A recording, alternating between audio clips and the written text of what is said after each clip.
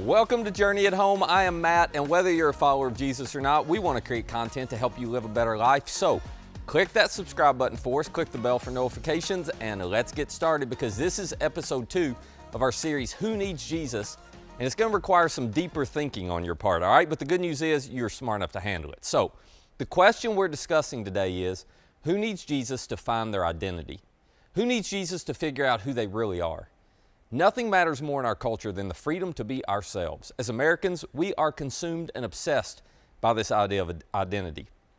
We have been, and as you know, we currently are engaged in national conversations and controversy around racial identity, sexual identity, gender identity, family identity, body identity, geographical identity, generational identity, religious identity. We could keep going. Identity is dominating the conversation and the debate. And the thing is, it's an emotional issue. But I don't have to tell you that because when I just listed off some of those different identity conversations, it created strong emotions inside some of you, didn't it? I mean, I didn't even tell you my opinion. Just a mention of them fired you up, which is why I want to invite you for the next few minutes to dial down the emotion and to turn up the intellectual. In other words, would you approach this as a thinker and not just a feeler? Now, we can all agree that at its core, identity attempts to answer the question, who am I? And the answer to that question is shaped by two components. It's shaped by your sense of self, and it's shaped by your sense of worth. To have an identity, you must have a sense of self that is true of you in all places at all times. So you have roles and expressions of yourself that actually need to change depending on what type of environment you're in. But your true self, that's the parts of you that never change no matter where you are or who you're with. So your identity is made up of a sense of self, but it's also made up of a sense of worth. Your sense of worth is the belief or the assessment you have of your value as a person. Or if I could put it simply, it's how much you like yourself. You put these two components together and they form your identity. They define what it means for you to be you and me to be me, which brings us to this question. Where do we get our sense of self and our sense of worth? Well, there are only three options. The most popular option today, the avenue or the channel or the approach that is most often taken is to look inward. In Western culture, it is considered heroic now to practice self-assertion and self-expression. My worth and my identity is not found in giving myself to something outside of myself. It's found in expressing what I'm feeling inside of myself. So as long as I choose to freely express my sexual desires or my gender desires or my body desires or my relationship desires, then I'm being my true self, I'm being me, and that's to be celebrated. You know, I've found my identity, and my self-worth comes from realizing all those dreams and desires, no matter the opposition I may face from those around me, or no matter what criticism I may get. That is the most popular view today, and it really sounds so freeing, doesn't it? There's just one problem. It's a bit illogical. Here's why. When you look into your heart to find your deepest desires, the thing is you find a lot of desires, right? And they often contradict one another. I'll give you a simple example. You may have a deep desire for independence, and then you fall in love with someone who you very much deeply desire to spend the rest of your life with, and suddenly you realize, oh, I can't have him or I can't have her and have my independence and autonomy at the same time. Two deep desires contradict one another. Something's got to give. It's also problematic to let your desires drive your identity because my deepest desires are elusive. I mean, you can't always figure out what you want most, can you? And then sometimes you figure out what you want most only to realize over time that your deepest desires have changed. I mean, think about it. Do you still desire all the same things today that you desired 10 years ago, 20 years ago? No, the answer is definitely not. You don't. So you can't base your identity on the desires inside of you because they change too much. Not to mention, you really don't want to be the authority on your own worth. I mean, imagine saying, I don't care that literally everyone else in the world thinks I'm a monster. I love myself and I'm following my desires and that is all that matters. I mean, good grief. You'd have to be mentally unstable to maintain self-worth in that situation. But that's where looking inward takes you. Now, there's a second option. It's a more traditional approach. To find my sense of self and sense of worth, I'm going to look outward. I'm going to find my sense of worth and self from what people around me think about me and the value they say I bring to the community. Now, this isn't entirely bad. I mean, we all need somebody from outside to tell us that we have value. And quite honestly, we need the right someone's telling us that. The words of someone that you admire carries way more weight than the words of someone you have no respect for. And it's also true that we all need to connect with someone or something outside of ourselves to help us make sense of what's going on inside of ourselves. But here's the problem. When you find your value and worth in what other people think about you, you begin to perform for their approval. And they now carry huge influence over you. I mean, you want their acceptance, you want their affirmation, so you always feel the need to do more to catch up or keep up so you're not going to lose their approval. The other problem with looking outward to find our identity is this: what the outside defines as good or bad desires can change over time. Now, we all use some kind of filter, some set of beliefs and values that we got from people we trust to determine which desires inside of us we're going to incorporate into our core identity and which ones we're going to throw out. But if you have a wrong filter, obviously you're going to arrive at the wrong identity. So if my identity is defined by my desires and my desires change, well, what happens? I lose myself. Well, if my identity is defined by what somebody else thinks about me and I lose them or their approval, what happens? I lose myself. If my identity is wrapped up in what I have or what I do that impresses you and I lose those things, then I lose who I am. So how do you answer the question, who am I, and find an identity that can't be taken or shaken from you?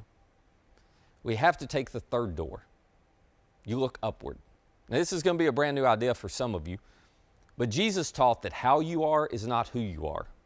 How you are is not who you are. Your desires inside of you don't define you. I don't care what desires they are. Your sexual desires, gender desires, relational desires, body desires, family desires, none of those are your identity. They are not core to your sense of self and your sense of worth. So you shouldn't use them to find yourself. In the same way, Jesus said that what you do doesn't define you. So again, your achievements, your accomplishments, the affirmation you get from others, you name it, all of that stuff, that's not your true identity either. So looking outward is not going to clarify everything for you. Instead, Jesus died on a cross and rose again to completely change the way you view you. See, Jesus taught whose you are defines who you are. This is how you find the answer to who am I. His death and resurrection is where you actually find your identity. The Apostle Paul described it this way. He wrote in a letter to the Galatians. He said, but when the set time had fully come, he says, God sent his son, born of a woman, born under the law, which is probably new terminology for some of you, so I'll explain it real quick. Paul's just saying, you were born with a moral compass. That's what it means to be born under the law. You were born with a set of ought tos and a set of ought not tos. You were born with this compass inside of you, written on your heart, if you will, and nobody had to teach them to you. God designed you with an understanding of right and wrong that is intuitive to you. And not living up to that internal standard of right and wrong, it creates insecurity in you. And with insecurity comes guilt, and suddenly you're not sure you're okay anymore.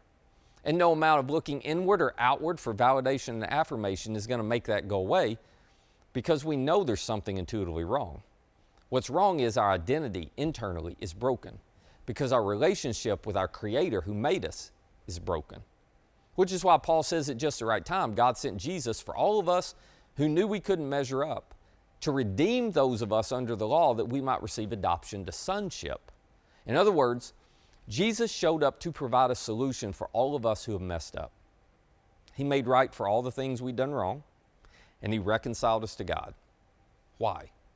Now, please don't miss this. This is so personal. It's so emotional, because this is at the core of what we all long for when it comes to our identity.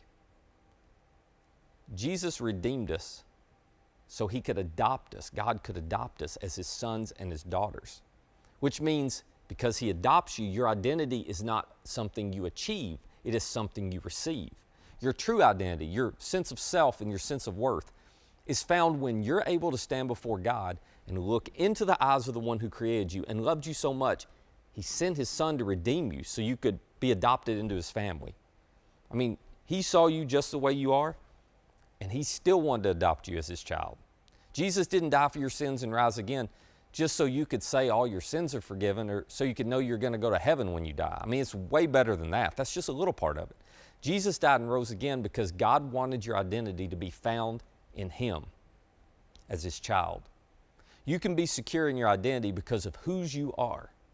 which is why Paul says, because you are his sons, God sent the Spirit of his Son into our hearts, a Spirit who calls out, Abba, Father. The word Abba means daddy.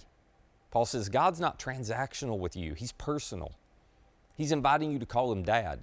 Now, if that's true, would you ever question your identity? I mean, if you knew you were a child of God, would you ever wonder if you're worth anything? Would you ever doubt your value? Would you ever need to feel insecure? If you're a son or daughter of God, what more do you need to do? Whose you are defines who you are. So here's the invitation I want to extend to you. Get your view about you from the one who made you, loves you, and redeemed you. Don't base your identity on all those desires rattling around inside of you. I mean, come on, you're way more valuable than that. How you are is not who you are. And don't get your identity from the people around you. They're important, but what you do and what they think about you, that doesn't define you. You get your view about you from the one who made you, loves you, and redeemed you. You find your identity in him. Now, this is a new way of thinking for a lot of us because your identity's always been defined by looking inward or looking outward. It's all you ever knew. It feels normal to you. And it's going to take some time to reshape your identity by looking upward. So I want to invite you to practice a simple habit with me. I want to invite you to wake up every morning and start your day by reminding yourself, I am who Jesus says I am. I'm a created, loved, and redeemed child of God. And the things God affirms in me are what's true of me, and the things he wants to change in me are the parts that aren't who I was created to be. Just remind yourself of that every day, because there are desires in me that need to change, but they do not disqualify me from being God's child, and they don't change my identity. They're the parts in me that aren't who I was created to be, and I can cooperate with God as he clears out all that clutter. So would you remind yourself of this every day? Maybe make it your prayer to God, because we all need Jesus to find our identity. And if this idea is new to you because you've never accepted the forgiveness and the adoption that Jesus offers through his death and resurrection, here's the great news. It's pretty simple. You can do it right now, right where you are. The best news is it's a free gift. All you have to do is accept it. So I want to invite you right now just to tell God, as we're wrapping up, I want that gift. I want to be a part of your family. I want your forgiveness. And I want to find my identity in you.